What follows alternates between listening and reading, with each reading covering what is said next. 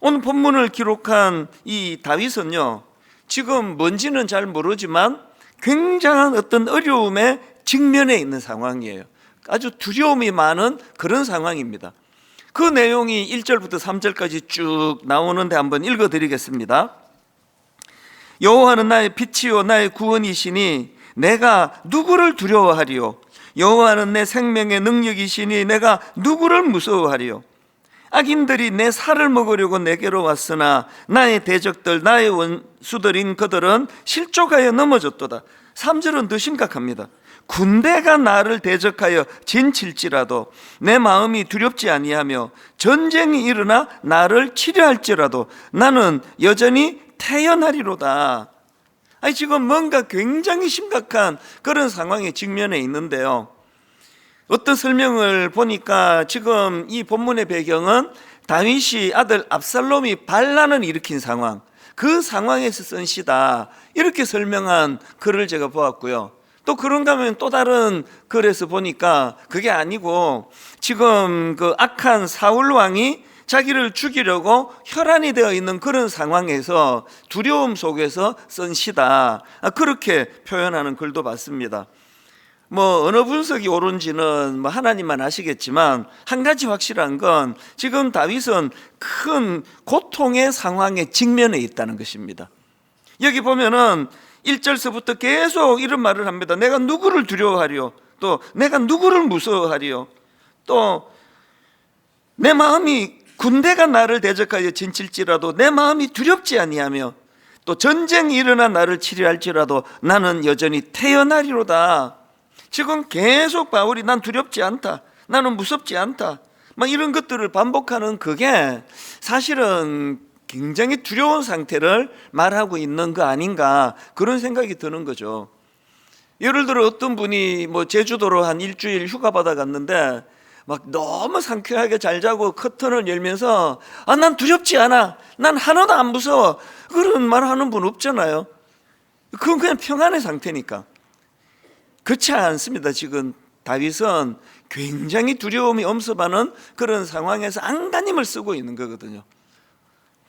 근데 제가 이 본문 시편 27편 말씀을 묵상하면서 다윗에게 감탄하는 게 뭐냐면은, 사람이 어떤 이런 두려운 상황에 직면하면은 거기에 생각이 몰입이 되잖아요. 뭐 자고 일어나도 그 생각으로 마음이 아프고, 자려고 누워도 그 생각으로 마음이 아프고, 불면증이 오고 시선이 거기에 몰입이 되는데요, 본문에서 다윗이 정말 대단한 게 1절에서 3절이 그런 상황인데 바로 4절에서 시선을 확 바꿔버려요. 자, 4절을 한번 보십시오. 내가 여호와께 바라는 한 가지 일, 그것을 구하리니 곧 내가 내 평생에 여호와의 집에 살면서 여호와의 아름다움을 바라보며 그의 성전에서 사모하는 그것이라. 너무나 시선 전환이 빨라가지고 저 생뚱맞기까지 합니다. 지금 너무나 두렵고 너무나 불안하고 자기를 잡으려고 군대가 에워싸고 있는 그런 상황에 대한 두려움의 상황에서 그 한 가지 소원이 있다 그러네. 당연히 이 악한 것들을 물리쳐 달라는 그것이 소원일 것 같은데 전혀 다른 겁니다. 4절을 다시 한번 더 읽어드릴게요. 내가 여호와께 바라는 한 가지 일, 그것을 구하리니 곧 내가 내 평생에 여호와의 집에 살면서 여호와의 아름다움을 바라보며 그의 성전에서 사모하는 것이라. 세 번역은 더 생생합니다. 주님, 나에게 단 하나의 소원이 있습니다. 나는 오직 그 하나만 구하겠습니다. 그것은 한평생 주님의 집에 살면서 주님의 자비로우신 모습을 보는 것과 성전에서 주님과 의논하면서 살아가는 것입니다. 야, 이게 지금 너무나 두려운 상황에 놓여 있는 그가 그 직면에 있는 그 문제를 해결해 달라고 구하지 아니하고 지금 하나님, 여호와 하나님의 아름다움을 바라보며 그의 성전에서 사모하며 사는 그것이 평생을 걸고 자기에게 소원이다, 이런 표현을 지금 4절에서 하고 있는 거거든요. 저는 여기 나오는 여호와의 아름다움을 바라보며 그의 성전에서 사모하는 그것이라, 이 다윗의 소원을 제가 읽으면서 이사야 6장 말씀이 생각이 났습니다. 이사야 6장 1절부터 3절입니다.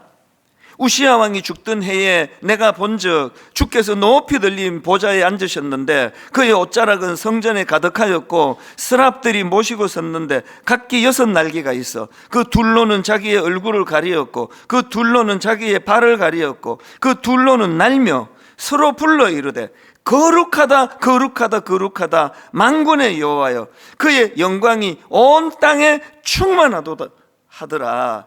지금 이사야 선지자가 지금 말로 다 할 수 없는 놀라운 하나님의 아름다운 영광을 그가 목도했다고 기록하는데요, 지금 이 배경의 상황은요, 그 시대가 머리부터 발끝까지 성한 것이 하나도 없는 역겨운 냄새가 나는 시대예요.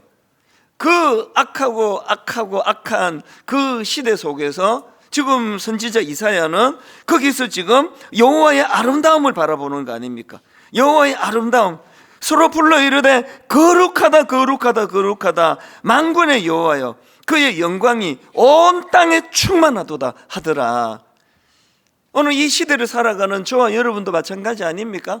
너무나 불안한 일이 많고 염려가 많고 또 두려움이 많고 뭐 그냥 저절로 자기도 모르게 한숨이 배어 나오고 이런 분들이 많으시거든요. 그런 상황에서 우리가 거기에 시선이 함몰이 되면 항상 우리는 우울해요. 항상 불행한 것처럼 느껴져요. 그럴 때 다윗이 소원하는 것처럼 거기에 함몰되지 아니하고 나는 주님 한 가지 소원이 있습니다. 오직 그것만 구하겠습니다.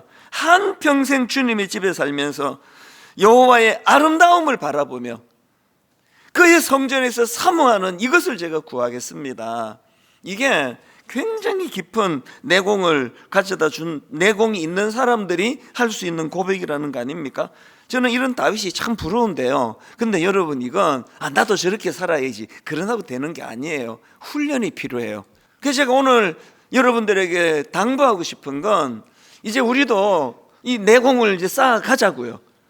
우리가 이 내공을 쌓아가면서 어떻게 우리도 이런 깊은 영적인 준비가 되어 있어서 살아가다 보면 지금 본문에서 다윗이 겪는 것처럼 굉장히 절망적인 이런 일들이 엄습할 때 그때 가서 대처하는 건 늦어요. 미리 준비가 돼야 되는 거거든요. 그래서 오늘 저는 여러분들에게 이 위기 상황 가운데서 발견되는 다윗의 저력을 살펴보면서 이거를 두 가지로 제가 정리를 해 드릴 테니까요, 지금부터 이제 우리가 이 내공을 쌓아가자는 거죠. 첫 번째 다윗의 저력이 뭐냐 하니까 축적의 힘입니다. 축적, 이 영적인 축적의 힘. 다윗의 이런 깊은 내공이 어디에서 나온 것이냐고 묻는다면요, 저는 그 다윗이 쌓아왔던 두 가지 축적이 있다고 생각을 한다, 이 말씀을 드리고 싶습니다. 다윗이 쌓아온 첫 번째 축적은요, 은혜 경험의 축적이에요. 일상 삶 속에서 위기 가운데 하나님이 어떻게 우리에게 일하시고 또 우리는 그 하나님을 경험하는 건가, 이걸 이제 축적이, 이 경험이 축적되는 거거든요. 예를 들면은 여러분, 다윗이 그 거인 골리앗에게 도전장을 던지지 않습니까? 그 골리앗이 길길이 날뛰면서 하나님을 조롱하고 그 자기 동족 군대를 조롱하고 그러니까 다윗이 그 돌멩이 5개 들고 내가 저놈 내가 상대하겠다, 이길 수 있다, 그러니까 주변에서 다 말렸어요. 정신 차리라, 왜 그러느냐. 그 형 엘리압도 그렇고. 그랬을 때 다윗이 자기가 이렇게 도전장을 던질 수 있는 이유를 설명하고 있는데요, 그게 사무엘상 17장 34절입니다. 다윗이 사울에게 말하되 주의 종이 아버지의 양을 지킬 때에 사자나 곰이 와서 양떼에서 새끼를 물어가면 내가 따라가서 그것을 치고 그 입에서 새끼를 건져내었고 그것이 일어나 나를 해하고자 하면 내가 그 수염을 잡고 그것을 쳐 죽였나이다. 주의 종이 사자와 곰도 쳤은즉 살아계시는 하나님의 군대를 모욕한 이 할례받지 않은 블레셋 사람이리까 그가 그 짐승의 하나와 같이 되리이다. 지금 다윗이 목동 아닙니까? 그러니까 이게 자기 직장이에요. 자기 직장에서 이제 양을 지키는 이 일에 목숨을 건 거거든요. 아니 뭐 내 목숨이 뭐 저 양 한 마리 때문에 내가 목숨을 걸랴? 그게 아니었습니다. 자기는 뭐 양 지키다 죽을 사람처럼 거기에 모든 힘을 거기에다 쏟으면서 그렇게 달려가니까 하나님께서 그런 이 다윗을 너무나 아름답게 인도해 주셨다. 그래서 이 37절에 보면은 이걸 영적으로 이렇게 해석합니다. 또 다윗이 이르되 여호와께서 나를 사자의 발톱과 곰의 발톱에서 건져내셨은즉 나를 이 블레셋 사람의 손에서도 건져내시리이다. 이게 중요한 게 뭐냐면요, 대부분의 사람들은 이런 그 위기를 잘 모면한 그 경험을 자기 실력으로 축적을 해요. 내가 그 위기를 내가 이겨냈잖아. 그리고 내가 물맷돌을 고안해냈잖아. 그거 다 내 아이디어야. 그래서 예수를 믿는데도 어떤 세상적인 살아가는 방식의 축적은 이루어지는데 신앙적이고 영적인 축적은 잘 안 이루어지는 분이 계세요. 그런데 지금 다윗은 인생은 해석이라 그랬잖아요. 그 수많은 위기를 넘긴 걸 자기가 말하고는 37절에서 다시 한번 읽어드릴게요. 또 다윗이 이르되 여호와께서 나를 사자의 발톱과 곰의 발톱에서 건져내셨은즉 나를 이 블레셋 사람의 손에서도 건져내시리이다. 이 은혜 경험의 축적으로 이것을 의미 부여하고 있는 걸 보고 있거든요. 이것이 계속 이루어지는 거거든요. 그래서 이제 골리앗에게 도전을 했더니 물맷돌로 또 골리앗을 또 물리쳤어요. 그러면 이게 또 축적이 되는 거잖아요. 또 하나님이 나를 저 이길 수 없는 그 괴물 같은 골리앗을 하나님이 이기게 하셨다. 이게 또 축적이 되는 거예요. 예수 믿는 것은요, 이론을 쌓는 게 아니에요. 삶 속에서 하나님의 임재를 경험하고 삶 속에서 일하시는 하나님을 경험하는 것이 축적이 돼가는 거죠. 사실은요, 모태신앙인이 갖고 있는 복은 이루 말할 수가 없습니다. 그건 유치원 때부터 이게 축적이 되는 거거든요. 어릴 때부터 축적이 되는 이 축적. 그래서 많은 이제 분당 우리 교회는 초신자들이 많은데요, 여러분들이 이제 일대 그 믿음의 아버지 어머니가 되시면 이제 여러분 자녀들은 그 혜택을 받아 누리게 되는 줄로 믿습니다. 이게 삶 속에서의 영적인 축적이에요. 그런가 하면은 또 다윗이 이 내공을 쌓을 수 있었던 건 그 삶 속에서 축적이 하나 더 있었는데요, 기도의 축적입니다. 자, 오늘 본문 4절 그 개역 한글로 한번 읽어드릴게요. 다윗이 이렇게 말합니다. 내가 여호와께 청하였던 한 가지 일 곧 그것을 구하리니 곧 나로 내 성전에 여호와의 집에 거하여 여호와의 아름다움을 앙망하며 그 전에서 사모하게 하실 것이라. 제가 추석을 뒤지다 보니까요, 그 시제를 설명하더라고요. 지금 여기 나와 있는 내가 여호와께 청하였던 한 가지 일 할 때 이 청하였던 이게 시제로 보면은 완료 시제라고 그러는 거예요. 이건 어떤 의미를 가지고 있느냐 하면 지금 다윗이 여호와께 청하는 그 한 가지가 지금 처음 하는 게 아니고요, 과거에서부터 지금까지 계속되어 오는 것을 표현하는 게 이게 완료 시제라고 하는 거죠. 한편으로는 자기 삶 속에서 위기를 만날 때 하나님이 어떻게 은혜를 베풀어 주셨는가에 대한 실제적인 그런 은혜의 축적이 삶 속에서 이루어졌다면, 또 다른 한편으로는 기도가 축적이 되는 겁니다. 오래전부터 하나님 앞에, 하나님 저에게는 소원이 딱 하나 있습니다. 내가 여호와의 집에 거하며 여호와의 아름다움을 앙망하며 그 전에서 사모하게 하실 것이라. 이걸 계속 기도해 왔다는 거거든요. 오늘 우리가 이 땅을 살아가면서 이 기도는요, 한번 와서 바짝 하고 끝나는 게 아니에요. 축적이에요. 이걸 모범적으로 보여준 인물이 다니엘이라는 인물 아닙니까? 다니엘 6장에 보면은 다니엘이 위기를 만났습니다. 정적들이 그냥 죽이려고 작심을 하고 올무를 놓고 있거든요. 그들이 뭐라고 왕에게 간청하는가 하니까, 왕이시여, 앞으로 30일 동안 왕 외에 다른 신이나 사람에게 기도를 드리는 자가 있으면 사자 우리의 집어넣겠다는 검령을 내려주시기 원합니다. 이게 누가 봐도 이건 다니엘을 겨냥한 거거든요. 그랬더니 왕이 허락을 해요. 다니엘 6장 9절 이에 다리오 왕이 조스의 왕의 도장을 찍어 검령을 내니라. 이제 다니엘은 이제 큰일 났습니다. 절대로 이제는 기도하면 안 되고요. 하나님 죄송한데 이해해 주세요. 그럴 상황이에요. 그런데 여러분, 다니엘 6장 10절 유명한 말씀 다 아시죠? 그 상황을 뻔히 알고도요. 10절입니다. 다니엘이 이 조스의 왕의 도장이 찍힌 것을 알고도 자기 집에 돌아가서는 윗방에 올라가 예루살렘으로 향한 창문을 열고, 그 다음이 중요해요. 전에 하던 대로 하루 3번씩 무릎을 꿇고 기도하며 그의 하나님께 감사하였더라. 이 전에 하던 대로, 이게 기도의 축적이에요. 본인이 하나님께 기도할 때 하나님은 일하신다. 이것이 자신감으로 나타난 거거든요. 저는 분당 우리 교회도 마찬가지고 한국 교회가 참 빈약한 게 이 기도가 축적이 안 되는 거라고 생각을 합니다.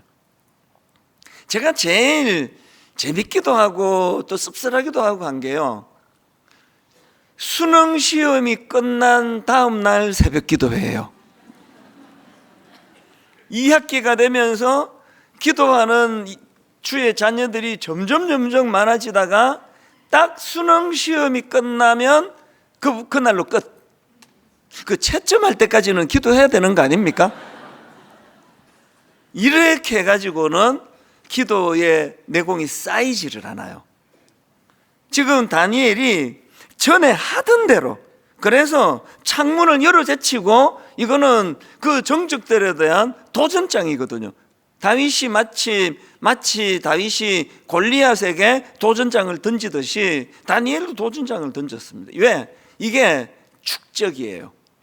오늘 저와 여러분이 하나님 앞에서 이 2가지 영적인 축적을 시작하자는 거죠. 그래서 하나님, 내 삶 가운데 하나님의 임재를 사모하고, 내 삶 가운데 위기를 만날 때 나 홀로 해결하는 그런 인생이 아니라 하나님이 함께 하시는 그 은혜를 경험하기를 원합니다. 그리고 또 기도가 축적이 돼야 됩니다. 그래서 항상 이거 해주세요, 저거 해주세요, 그리고는 끝. 이게 아니라 큰 기도 제목을 가지고 다윗이 그러잖아요. 내 평생의 한 가지 소원, 이 한 가지를 가지고 과거에 오래전서부터 오늘에 이르기까지 그 완료 시제가 그런 거라 그랬잖아요. 저와 여러분에게 이제 이 믿음의 축적이 이루어지는 그런 신앙생활 되시기를 바랍니다. 2번째로 오늘 이 위기 상황에서 발견되는 다윗의 저력이 있는데요, 하나님을 향한 갈망, 이 하나님을 향한 이 갈망, 이것이 몰입으로서 표현이 되는 걸 느낍니다. 자, 오늘 본문 4절에서 하나님을 향한 이 다윗의 그 갈망, 이것이 얼마나 몰입한 갈망이었는지 4절을 한 번 더 읽어 드릴게요. 내가 여호와께 바라는 한 가지 일, 그것을 구하리니 곧 내가 내 평생에 여호와의 집에 살면서 여호와의 아름다움을 바라보며 그의 성전에서 사모하는 그것이라. 원문으로 보면요, 히브리어로는 여기 나오는 한 가지 일, 이게 맨 앞에 기록이 되어 있습니다. 뭘 강조하는 겁니까? 지금 다윗이 이 한 가지 이 구하는 이것에 몰입하고 있다는 거예요. 여기에 마음을 걸고 있다는 겁니다. 그래서 한 가지 일, 이걸 강조하면서 4절을 그렇게 기록하고 있는데요, 앞에서 그 완료 시제 말씀을 드렸잖아요. 다윗이 청하는 그 한 가지, 오래전서부터 과거에서부터 지금까지 기도할 수 있다는 건 그만큼 그가 몰입했기 때문이거든요. 오늘 우리 시대는 뭐 신앙생활 뿐만 아니라 몰입이 어려운 시대 아닙니까? 이거 조금 했다, 저거 조금 했다, 막 정신을 못 차려요. 막 옛날에 컴퓨터 처음 나왔을 때는 딱 모니터가 화면에 뜨는 그거 하나밖에는 다룰 수 없을 때에는 뭐 저절로 몰입이 됐는데, 지금은 안 그렇습니다. 이거 했다가 저거 했다가 막 스마트폰 울렸다가, 그래서 우리가 노력을 좀 해야 됩니다. 신앙적으로 하나님 앞에 어떤 소원을 가지고 하나님께 구하는, 오래전서부터 한 가지 일, 이 한 가지 일을 하나님 앞에 제가 구합니다. 이게 하나님을 향한 다윗의 갈망인데, 그것이 몰입으로 그렇게 나타났다는 것입니다. 지금 우리나라가 참 어려운 상황 아닙니까? 그래서 모두가 다 예민해요. 모두가 다 상처를 받고 아픔을 느끼고 이런 시대인데요, 이럴 때 우리는 다윗처럼 하나님을 갈망해야 됩니다. 자꾸 현실을 보면 더 아픔이 있고 자꾸 마음이 상하고 분노가 생기고, 그래서 지금이야말로 다윗이 여호와께 기도했던 것, 내가 여호와께 바라는 한 가지 일, 내 평생에 여호와의 집에 살면서 여호와의 아름다움을 바라보면, 아까 이사야가 온 세상이 타락하고 부패하고 썩어 냄새가 나는 그 시대지만 그는 하나님의 전에서 거룩하다 거룩하다 거룩하다, 만군의 여호와 하나님, 가슴이 터질 것 같은 감격을 그가 누렸다고 한다면, 오늘 예수 믿는 저와 여러분이 그 하나님을 몰입하며 또 하나님을 향한 갈망이 필요하다는 것입니다. 저도 참 고민이 많습니다. 어떻게 하면은 이 어려운 문제를 제가 잘 또 성도님들을 또 가이드하고 인도할 수 있을까? 쉬운 문제가 하나도 없습니다. 참 이 세상과 구별되는 하나님의 성경적인 방법은 어떤 것일까? 내가 어떻게 처신해야 되는가?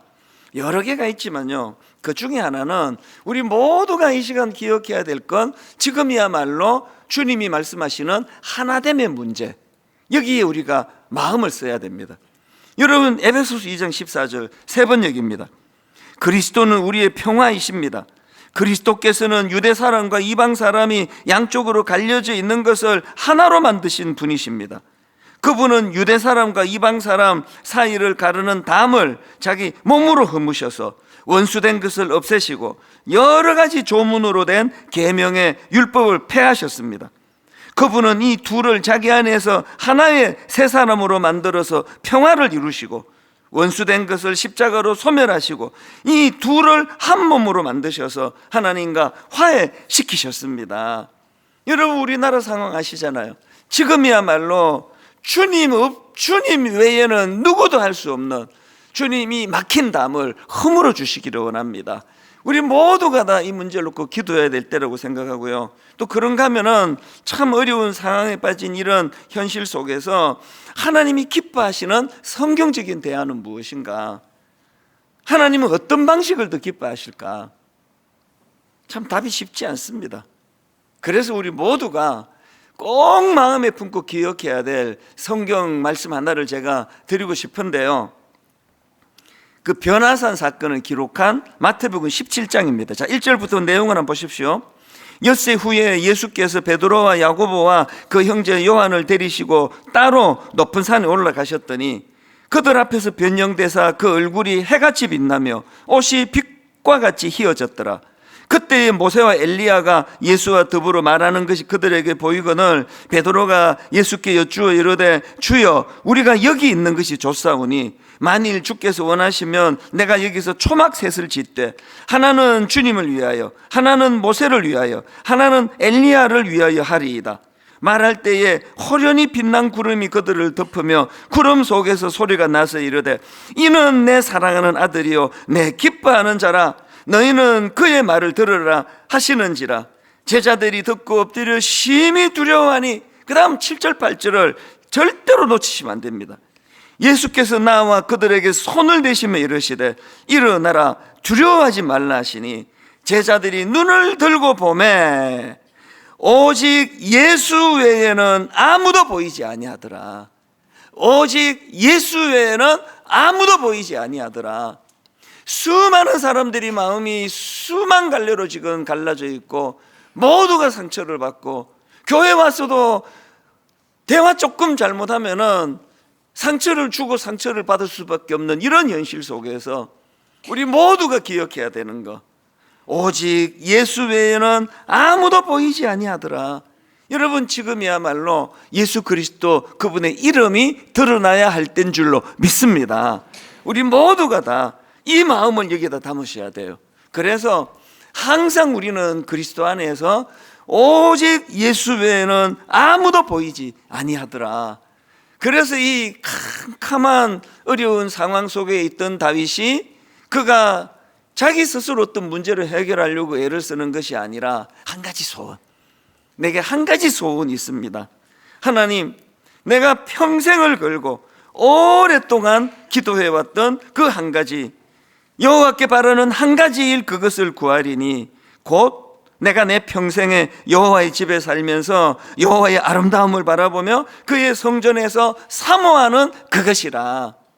사실 제가 1부, 2부 시간에 참 제가 너무 힘들고 답답한 그런 이야기들을 많이 나누었습니다만 하나님께서 제 마음에 그거 다 빼라.